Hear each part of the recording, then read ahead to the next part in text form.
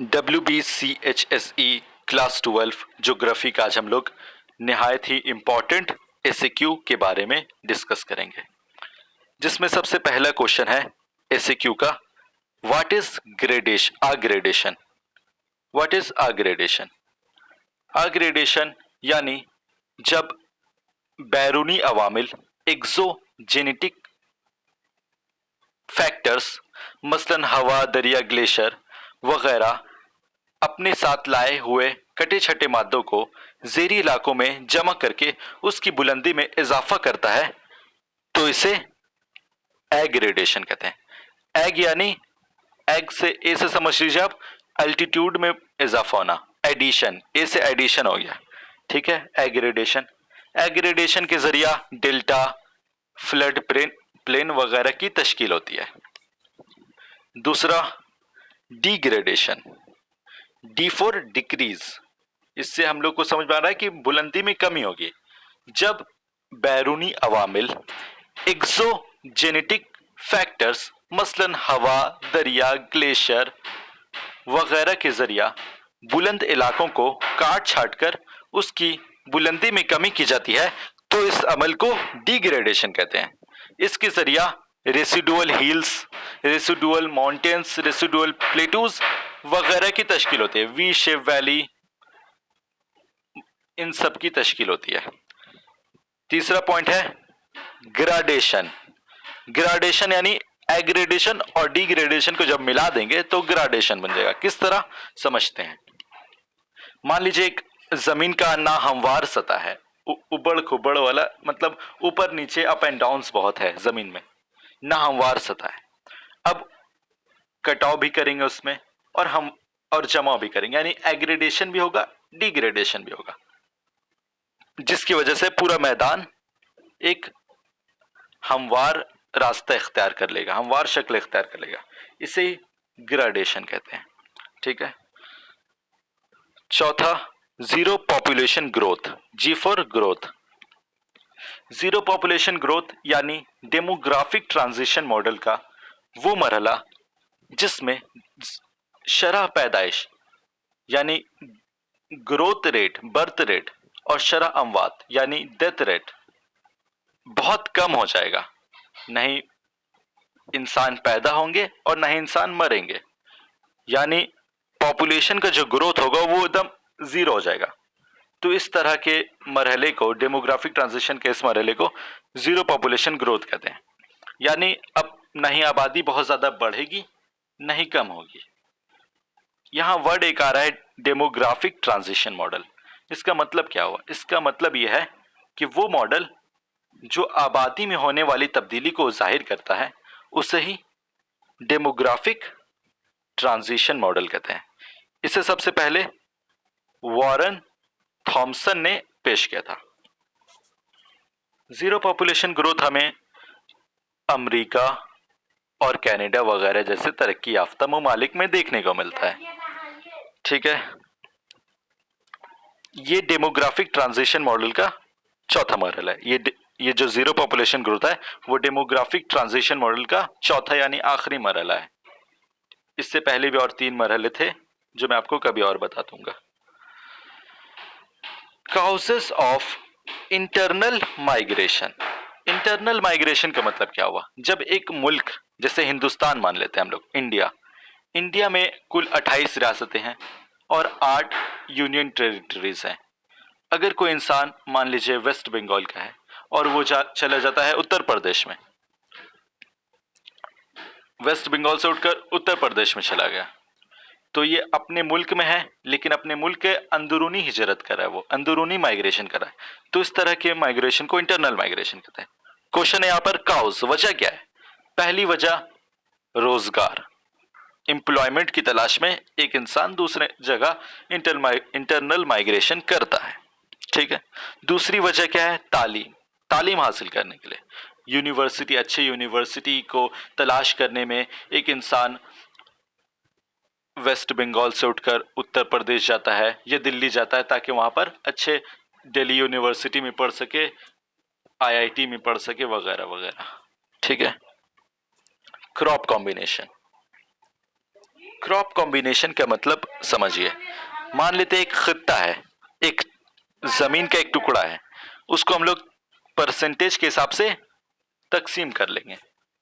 मान लीजिए हम लोग 20-20% करके या 25-25% करके उस खित्ते को तकसीम कर लेंगे और वहां पर अलग अलग किस्म के फसल उगाएंगे। तो इस तरह की काश्तकारी को क्रॉप कॉम्बिनेशन कहते हैं। इसे सबसे पहले जेसी वेवर ने हमारे सामने पेश किया था इस नजरिए को।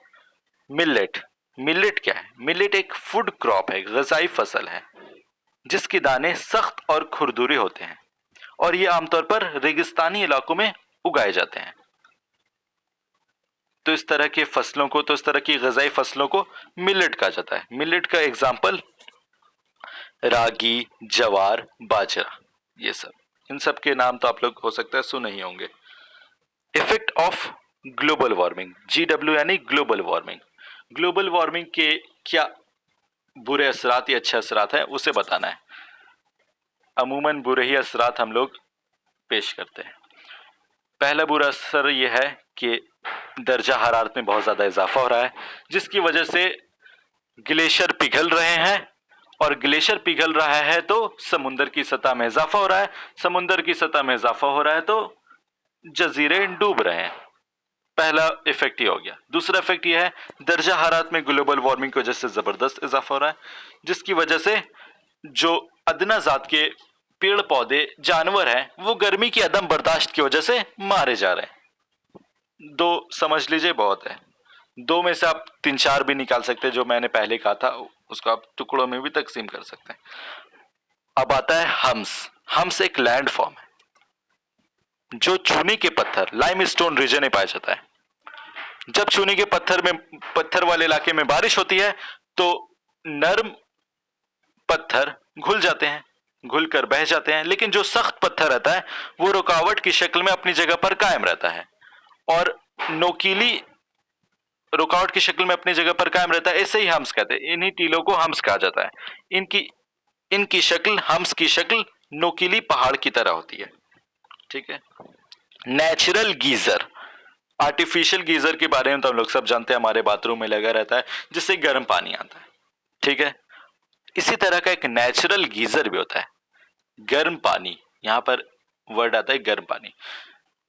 जब जमीन से गर्म पानी कुदरती तौर पर, यानी खुद ब खुद, इंसान नहीं जाएगा निकालने, कुदरती तौर पर वक्फे वक्फे पर बाहर आते रहते हैं, तो इस तरह के गर्म झरने को, गर्म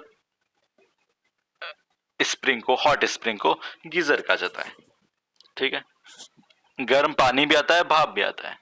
इसकी उम्दा मिसाल USA का ओल्ड फेथफुल गीजर है। ठीक है।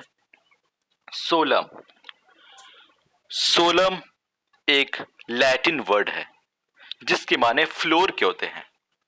फ्लोर, जमीन जो होता है हम लोग का, फ्लोर उसी के होते हैं।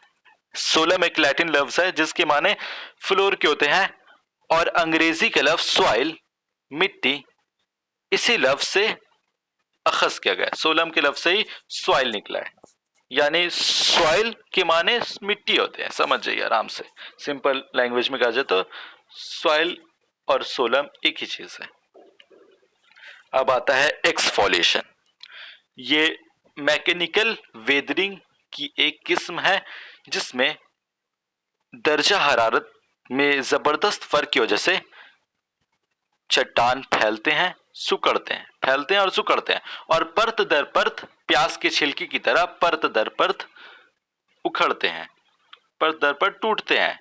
इसी इसी तरह के वेदरिंग को, मौसमी तखरीबकारी को एक्सफोलिएशन कहते हैं। चूंकि ये प्याज की तरह उखड़ते हैं इसलिए इसे अनियन वेदरिंग भी कहा जाता है। ठीक है। आज हम लोग कुल 12 MCQ को देखें, और भी शायद कुछ ऐड कर सकता हूं मैं। चलिए कुछ ऐड कर देते हैं। यहाँ पर 13 है। ITCZ, ITCZ को मैं ऐड कर देता हूं पर, 1 minute. ITCZ, inter tropical convergence zone. Inter tropical convergence zone यानी एक ऐसा खित्ता, एक ऐसा इलाका जहां ट्रेड विंड्स आकर मिलती हैं, उसे ही इंटर ट्रॉपिकल कन्वर्जेंस जोन कहते हैं। ये वो खित्ता है, ये इक्वेटोरियल 0 डिग्री के आसपास बनता है। ठीक है, ट्रेड विंड्स जो चलती हैं 0 डिग्री से 35 डिग्री, 35 या 30 डिग्री के आसपास, शुमाली और जुनूबी अर्जुल बलद में, शुमाली और जुनूबी निस्फ कुर्रा में, ये हेमिस्फेयर में।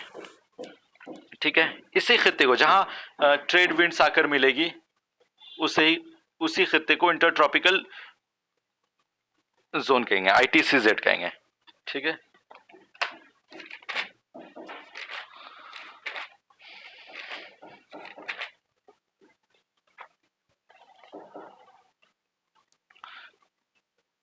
और भी बाकी है कुछ, बहुत सारे और भी इंपॉर्टेंट SAQs हैं जिन्हें मैं दूसरे वीडियो में बता दूंगा। ठीक है, तब तक के लिए बाय।